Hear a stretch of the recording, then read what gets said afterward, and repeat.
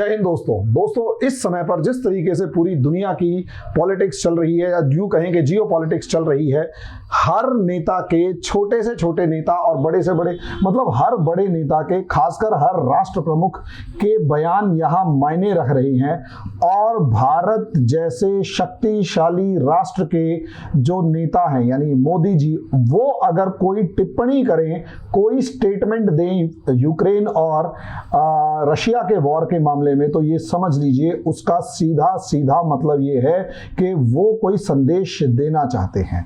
उसके मायने क्या हैं, उसकी डायमेंशंस क्या हैं, सबके ऊपर डिस्कशन करना चाहेंगे। लेकिन उससे पहले छोटी सी एक रिक्वेस्ट कि अगर आप लोग मेरा ये वीडियो पसंद करते हैं तो मेरे वीडियोस को पसंद करते हैं तो मेरे चैनल को लाइक करें, सब्सक्राइब करें, शेयर करें, बेल आइकन जरूर दबाएं ताकि मेरी ये वीडियोस आप तक जल्दी से जल्दी पहुंचे।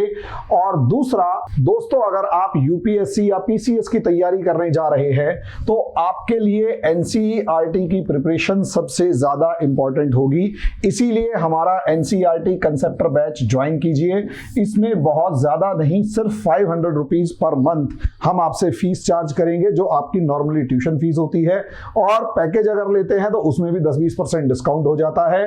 तो इस बहुत छोटे से अमाउंट को पे करके आप अपनी यूपीएससी की प्रिपरेशन को स्टार्ट कर सकते हैं। तो दोस्तों जल्दी से जल्दी हमारे इस नंबर पर कॉल कीजिए ताकि आपको देर ना हो जाए, तेजी के साथ आप अपने कोर्स को आगे बढ़ाना शुरू करें। दूसरा दोस्तों, अगर आप नेशनल लेवल की या central best of the best central universities में एडमिशन लेना चाहते हैं तो आपको अगले साल CUET central universities entrance test देना पड़ेगा।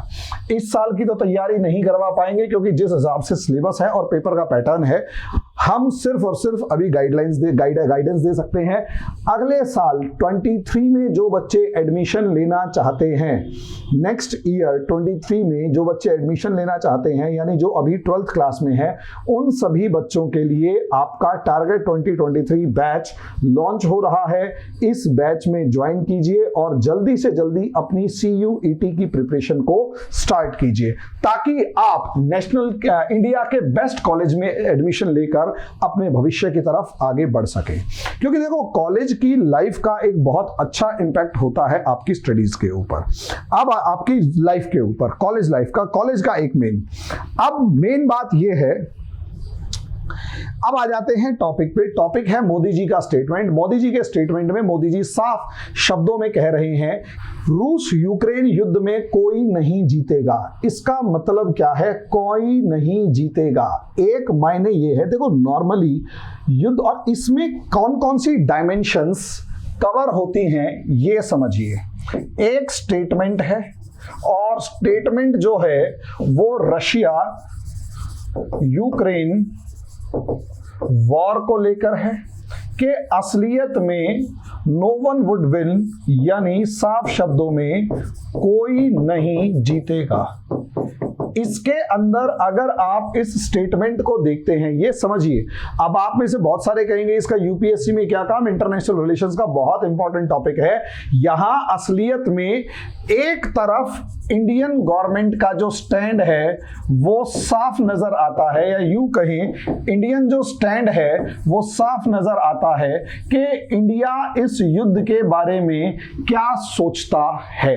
दूसरी तरफ कहीं ना कहीं यहां इंडिया का एक प्रेडिक्शन भी सामने आता है कि इस युद्ध को लेकर इंडिया का आगे रिजल्ट्स को लेकर क्या विचार है।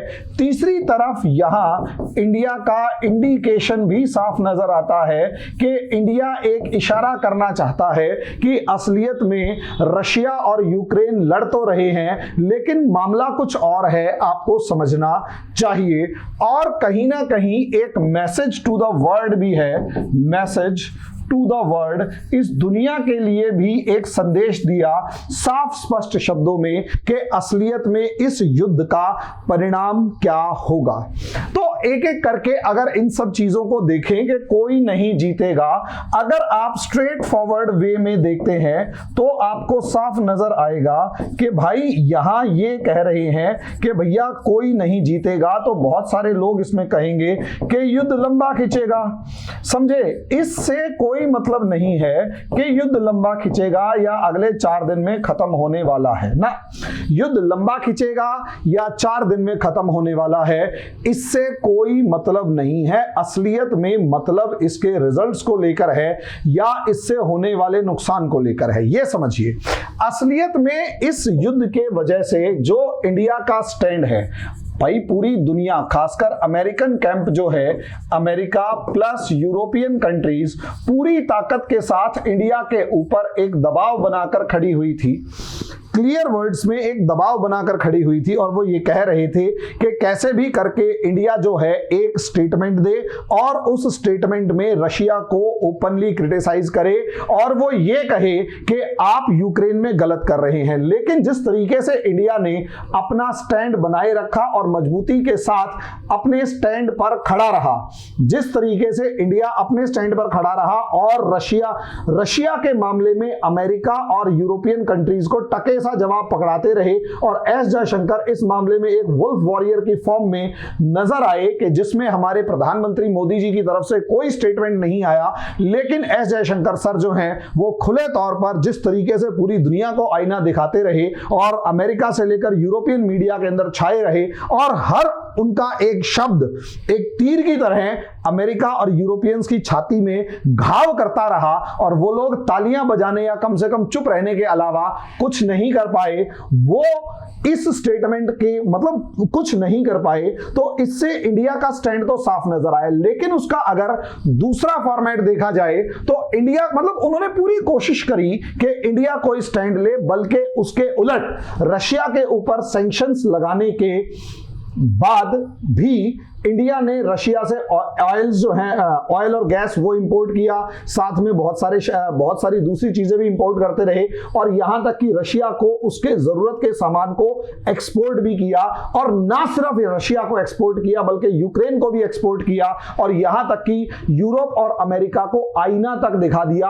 ह्यूमन राइट्स के मामले में अमेरिका की धरती पर खड़े होकर अमेरिका को समझा दिया कि भैया अगर आपको ह्यूमन राइट्स कंसर्न है तो वही ह्यूमन राइट्स कंसर्न हमें भी हैं जो ह्यूमन राइट्स कंसर्न आपको हैं। इसी तरीके से भाई सीधी सी बात है, अगर हमारे लोगों के ऊपर आरोप लगेंगे या हमारे लोगों के ऊपर हमला होगा तो हमें भी उतनी ही चिंता होती है जितनी अमेरिका को होती है। इसी तरीके से अगर आप देखें तो यूरोप के रशिया से ऑयल परचेज करने के मामले में उनका जो फेमस स्टेटमेंट है कि जितना ऑयल हम पूरे महीने में मंगाते हैं, रशिया का एक कंट्री दोपहर तक उतना तेल मंगा लेता है, तो पहले रशिया वालों को यूरोप वालों को रोको। इसी तरीके से इंडिया के अंदर आकर जब वो ये कह रहे हैं ह्यूमैनिटेरियन क्राइसिस वॉर के ऊपर कुछ बोलो, तो उन्होंने बहुत बढ़िया शब्दों में ये कहा कि अभी यूरोप को या अमेरिका को ये नहीं भूलना चाहिए कि अफगानिस्तान के अंदर जो हाल हुआ है और जब एशियन कंट्रीज इस तरीके से लड़ रही होती हैं तो यूरोप की तरफ से और अमेरिका की तरफ से बयान आता था कि grow trade war will automatically and, इस तरीके का स्टेटमेंट आता था। उन्होंने कहा कि शुक्र मनाओगे, कम से कम हम ये नहीं कह रहे।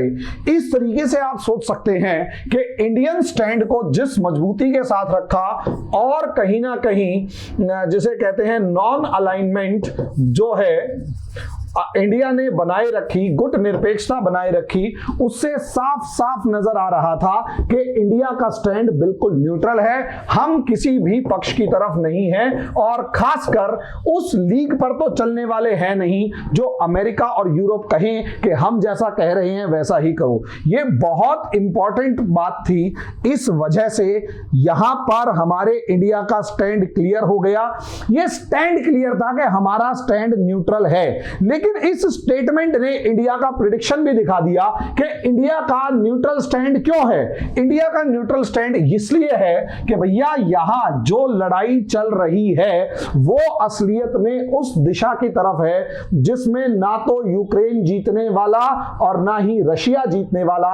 यूक्रेन अपने आप को बर्बाद कर चुका है पूरे तरीके से, क्योंकि उसका जो नाटो ऑब्सेशन था, नाटो के अंदर शामिल होने का उसका जो जज्बा था या एक डेडिकेशन, मतलब एक जोश था कि हाँ हम नाटो के अंदर शामिल होंगे, नाटो में शामिल होंगे, वो जोश उस जोश की वजह से बर्बाद हो गए। और यहां पर एक संदेश ये भी है कि जब आप दो बड़ी शक्तियों के बीच में खड़े हो तो आपको बहुत सोच समझकर न्यूट्रल अप्रोच अपनानी चाहिए और खासकर अपने ट्रस्टवर्दी दोस्त की तरफ ज्यादा बढ़कर, मतलब ज्यादा तवज्जो देनी चाहिए। ये भी एक स्टैंड था। और दूसरी तरफ रशिया के मामले में ये कहा, रशिया के मामले में भी क्लियर प्रेडिक्शन ये है कि यहां रशिया को भी एक संदेश ये दे दिया कि अगर रशिया को लगता है कि यूक्रेन के ऊपर हमला करके रशिया खुले तौर पर जीत जाएगा और रशिया पूरी ताकत के साथ यूक्रेन को घुटनों पर ला देगा,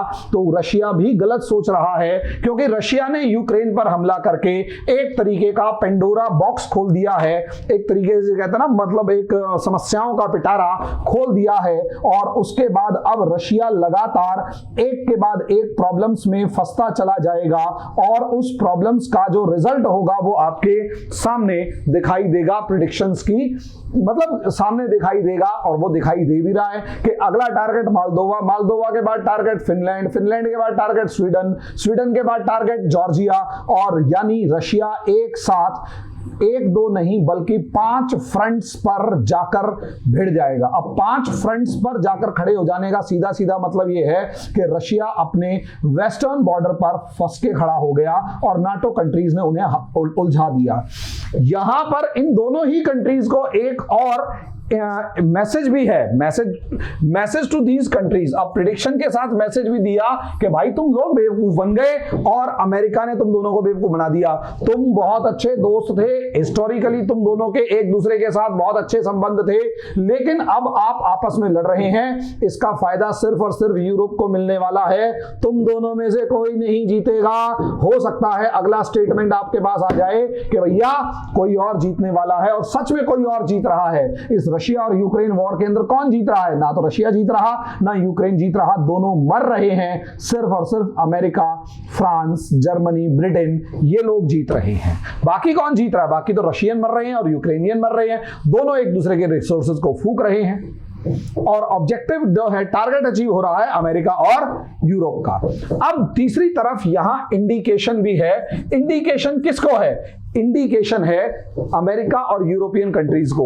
अमेरिका और वेस्टर्न यूरोपियन कंट्रीज, खासकर ब्रिटेन, फ्रांस, जर्मनी जैसे देश, जो कि दुनिया के अंदर अपनी हेजमनी, अपनी बदमाशी बनाए रखने के लिए, दुनिया पर डोमिनेशन एस्टैब्लिश किए रखने के लिए जिस तरीके से मतलब पूरी दुनिया को मैनिपुलेट कर रहे हैं, इंडिया का क्लियर वर्ड्स में मैसेज है कि भाई मैं तो मानने वाला नहीं हूं, लेकिन दुनिया को जलाने का आरोप तुम पर लगता रहेगा। और यही एक तरीके से आरोप हम भी तुम्हारे ऊपर लगा रहे हैं कि ये दोनों तो जीतेंगे नहीं, लेकिन तुमने जो बेड़ा गर्क कर दिया है उसके लिए तुम्हारे को कभी माफी नहीं मिलेगी। ये छिपा हुआ एक मकसद, मतलब छिपा हुआ एक संदेश। और मैसेज टू द वर्ल्ड ये कि भाई पीस, दुनिया को पीस चाहिए, दुनिया को शांति चाहिए। Nobody is going to win a war.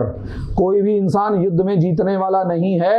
हार जीतने जिसको लगेगा ना कि जीत रहा है, जीता है, असलियत में वो भी बर्बाद होकर निकला है। सेकेंड वर्ल्ड वॉर के अंदर मैं एग्जांपल अपनी तरफ से दे रहा हूं। सेकेंड वर्ल्ड वॉर में Britain, France, these 2 countries emerged victorious.